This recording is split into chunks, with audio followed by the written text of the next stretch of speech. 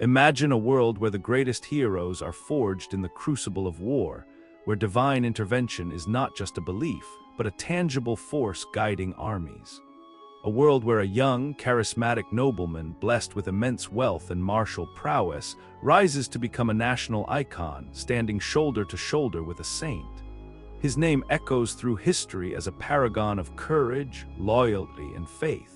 Yet, beneath the gleaming armor and the hallowed reputation, a darkness festered, so profound and unspeakable that for centuries, history itself tried to bury it. This is not a fable nor a work of macabre fiction. This is the true account of a man whose life journey defies comprehension, a descent so steep and chilling it forces us to confront uncomfortable truths about human nature, power, and the fragile veneer of civilization. It is a story that begins in the radiant light of glory and ends in the deepest, most terrifying shadows imaginable. Born in 1405, Gilles de Rais was born into a world of privilege. His family commanded vast estates across Brittany and Anjou, making him one of the wealthiest men in France before he had even reached adolescence. When his parents passed, young Gilles inherited a fortune that would make modern billionaires envious. Yet for this scion of nobility, mere wealth was not enough. He craved something more, something grander, glory. At just 16, Gilles plunged headfirst into the maelstrom of the 100 Years' War. He possessed a natural, almost uncanny talent for warfare, quickly distinguishing himself on the battlefield. His strategic acumen and fierce bravery caught the attention of all, particularly as he began racking up significant victories against the English. He was a force to be reckoned with, a rising star in a kingdom desperate for heroes. Then came 1429, a year that would forever alter the course of French history, and indeed, Gilles's own destiny. A peasant girl from Domremy, Joan of Arc, emerged, claiming divine instruction to crown the Dauphin as king. Many nobles scoffed, dismissing her as a deluded mystic. But Gilles, he saw something else. He recognized a potent, undeniable force within her, a conviction that compelled him to pledge his considerable wealth and military might to her cause. What followed was nothing short of miraculous. Gilles fought alongside Joan through some of the war's most pivotal engagements. He was there when the siege of Orleans was lifted, a turning point that defied all odds. He marched with her to Reims, and when Charles VII finally received his crown, Gilles de Rais stood proudly beside the newly anointed king, hailed as one of France's most celebrated knights. At just 24, he embodied everything medieval society admired: wealth, bravery, unwavering loyalty, and a divine blessing. The Church itself bestowed upon him the title of Marshal of France, the highest military honor imaginable. Gilles de Rais, it seemed, was living the medieval dream. But dreams, especially those woven in the tapestry of medieval life, possess a chilling tendency to unravel into nightmares. In 1430, Joan of Arc was captured by the English. A year later, she was burned at the stake. Joan's agonizing death shattered something fundamental within Gilles de Rais.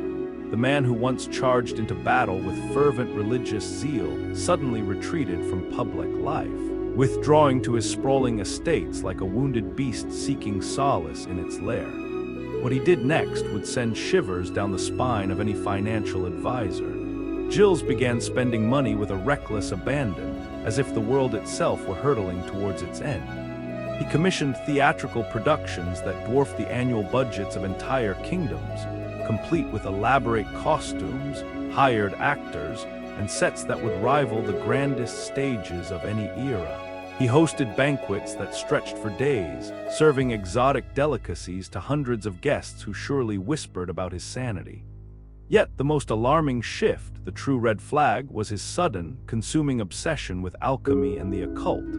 Gilles began amassing a library of books on black magic, hiring supposed sorcerers and alchemists who promised to transmute base metals into gold. This was not born of financial necessity. He remained immensely wealthy. Instead, it was a desperate, frantic search for something to fill the cavernous void left by Joan's demise. Whispers began to circulate among his servants about strange, unsettling rituals conducted in the castle's deepest chambers. Locals reported seeing mysterious lights and hearing disquieting sounds emanating from his properties under the cloak of night. The man who had once fought for God now appeared to be making pacts with darker forces. And then, the children began to disappear. At first, it was just one or two from the villages surrounding his vast estates. Impoverished families, desperate for a better life, would send their children to work at the castle, hoping for steady wages or a chance at advancement. But these children never returned home. When anxious parents inquired, Gilles's servants offered vague, evasive answers about the children being sent elsewhere or having found better opportunities. The local authorities, intimidated by Gilles's immense wealth and formidable status, simply looked the other way. After all, who would dare challenge one of France's most celebrated war heroes over a few missing peasant children? But the disappearances were not random. They followed a chillingly precise pattern. Young boys, typically between 8 and 12 years old, often with fair hair and delicate features. Children who, perhaps, reminded him of something or someone from a past that was now irrevocably lost. The hero of France had transformed into a predator, and his hunting ground expanded with each passing day. The events that unfolded within the walls of Gilles de Rais's castles were horrors far surpassing the darkest imaginings of fiction. Gilles devised a sinister method for acquiring his victims. He dispatched his trusted servants to nearby villages, presenting enticing offers of employment, education, or even a place in the castle's esteemed choir. Desperate parents, yearning for a brighter future for their offspring, unsuspectingly entrusted their sons to the Marshal of France. Upon entering the castle, these innocent children were plunged into a living nightmare. What followed was a systematic pattern of abuse and torment. Gilles did not merely end their lives, he prolonged their suffering, extracting a perverse satisfaction from their fear. Accounts from witnesses describe him meticulously preparing for these sessions, treating them with a chilling formality. He would compel the children to participate in mock religious ceremonies before subjecting them to extended periods of cruelty. A disturbing routine emerged. Victims were initially treated well, given fine clothes and elaborate meals, only to be led to secluded chambers where Gilles would reveal his true, monstrous intentions. His servant, Etienne Cororo, known as Poidu, recounted how Gilles would restrain the children, stifling their cries, before committing unspeakable acts. The methods used to end their lives varied: decapitation, throat-cutting, dismemberment, or fatal blows. A specific short, double-edged sword, a braque-mard, was kept solely for these heinous purposes. In his confession, Gilles admitted to disturbing interactions with the deceased, including kissing the bodies and admiring the severed heads and limbs of those he considered prettier. He would dissect their bodies, sometimes while they were still alive, reportedly finding amusement in their final moments. His accomplices later stated that Gilles would sometimes retain the bodies for days, continuing his macabre rituals. The castle's furnaces were frequently used to dispose of the remains, systematically destroying evidence of his atrocities. Conservative estimates place the number of his victims at around 80 children, while more extensive calculations suggest it could have exceeded 200. This reign of terror spanned nearly a decade, with Gilles's actions becoming increasingly depraved over time. Most unsettling was Gilles's claim that these acts were part of occult practices. He believed the blood of innocent children held power for his alchemical experiments and could summon entities to restore his wealth and, chillingly, resurrect Joan of Arc. Medieval France thus witnessed the emergence of its first documented serial killer, operating under the guise of a war hero's impeccable reputation. The man who once fought for France's salvation became the systematic destroyer of its most vulnerable, one child at a time. By 1440, Gilles de Rais had made a fatal error.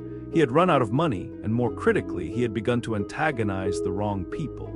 His decade-long spending spree had drained even his colossal fortune. Desperate to maintain his lavish lifestyle, Gilles began selling off family lands and borrowing heavily from the church. When creditors came calling, he responded in the only way he knew how, with violence. He kidnapped a priest who was attempting to reclaim church property, holding him for ransom in direct defiance of ecclesiastical law. That was the final straw. The church and local nobles, who had quietly tolerated the whispers about missing children, suddenly had a legal pretext to bring down France's most inconvenient war hero. The trial that followed in 1440 was a medieval spectacle. Gilles faced charges in both ecclesiastical and civil courts: heresy, sodomy, and murder. The prosecution presented a parade of witnesses that included his own servants, local parents, and even some children who had miraculously escaped his clutches. Yet here is where the narrative becomes complex. Some modern historians posit that Gilles de Rais was the victim of the ultimate medieval setup. Consider his position: massively wealthy, politically connected, and possessing compromising information on half the French nobility from his military campaigns. His creditors included powerful bishops and nobles who stood to inherit his lands if he were convicted. The timing of his arrest, precisely when his debts reached their peak, appears suspiciously convenient. The confession that sealed his fate came only after he was threatened with torture and excommunication. Medieval justice was not renowned for its constitutional protections, and extracting a confession from someone facing eternal damnation was hardly a challenge. Yet, the evidence against him was overwhelming. Over 100 witnesses testified about the disappearances. His own servants provided graphic, detailed accounts of the murders, describing specific victims and methods. The sheer volume of testimony from independent sources makes a complete conspiracy almost impossible to orchestrate. Gilles himself seemed to embrace his guilt with disturbing enthusiasm. During his confession, he offered graphic details about his crimes that were not necessary for legal proceedings. He described his methods, his motivations, even his feelings during the murders. Either he was genuinely confessing to horrific crimes, or he was the most convincing liar in medieval history. The court found him guilty on all counts. On October 26, 1440, Gilles de Rais was hanged and then burned at the stake in Nantes, before a crowd that included many of the families whose children he had murdered. His last words were reportedly a prayer for forgiveness and a warning to other young nobles about the dangers of excess and vice. Whether this was genuine remorse or a final, chilling performance, we may never truly know. What we do know is that medieval France had just executed either its most notorious serial killer or its most spectacular scapegoat. The truth, like so many aspects of medieval history, died with the man himself. Death should have been the end of Gilles de Rais. Instead, it was merely the beginning of his most twisted transformation yet. For centuries after his execution, French authorities attempted to erase him from history entirely. His name was scrubbed from official records concerning Joan of Arc's campaigns. Historians writing about the 100 Years' War conveniently forgot to mention one of its most decorated commanders. The church, embarrassed by how long they had ignored the disappearances, pretended he had never existed. But you cannot kill a story that profound. Gilles de Rais was too perfect a villain to remain buried. By the 17th century, French storytellers had begun weaving his crimes into folk tales. The wealthy nobleman who murdered children in his castle became the inspiration for Charles Perrault's Bluebeard, the chilling fairy tale about a rich man who kills his wives and hides their bodies in a locked room. The details were sanitized for children's stories, but the core remained. Power combined with secrecy equals horror. The psychological profile of Gilles de Rais became a template for fictional monsters that continues to haunt us today. A charismatic leader concealing unspeakable darkness, a respected member of society preying on the vulnerable, a man using wealth and status to enable his crimes. Modern criminologists studying serial killers consistently point to Gilles as one of history's first documented cases of organized, ritualistic murder.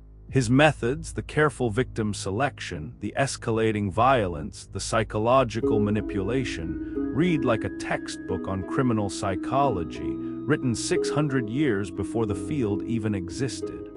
What makes his legacy particularly disturbing is how it reflects the dark side of medieval heroism. The very traits that made him a formidable knight, ruthlessness, a chilling lack of empathy, an absolute belief in his own superiority, also made him a perfect predator.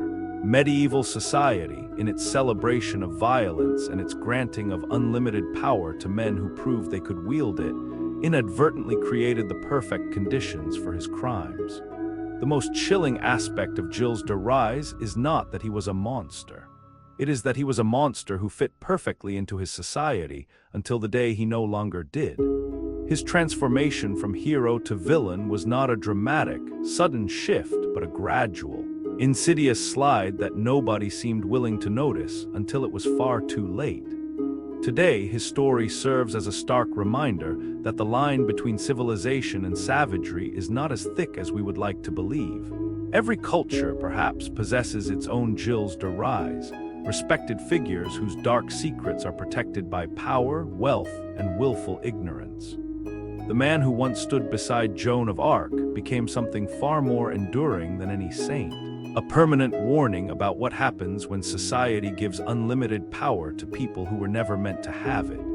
Gilles de Rais proved that in the Middle Ages, you could die a hero and be reborn as the Bluebeard. The scariest part is not that he was a monster. It is that he was a monster who looked exactly like a saint until the moment he didn't.